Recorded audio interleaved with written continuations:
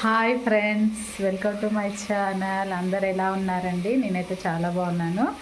ఈరోజు సండే వచ్చేసి అయితే మా ఇంట్లో ఏం స్పెషలో చూపిస్తాను. చూశాక మీరు ఎవ్వరు కూడా ఇదా అని అనుకోదు. ఎంత స్పెషల్ అంటే మీకు ఒక్కసారి చూపిస్తాను.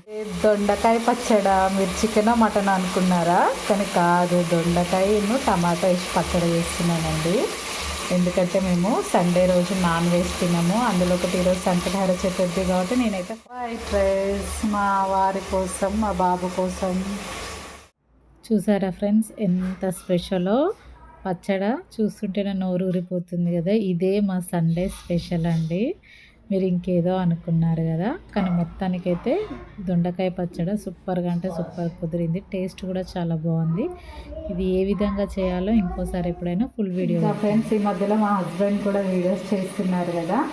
మీకు ఎవరి వంటలు బాగా నచ్చుతున్నాయి? మా హస్బెండ్ చేసేటియా లేకపోతే నేను చేసేటియా?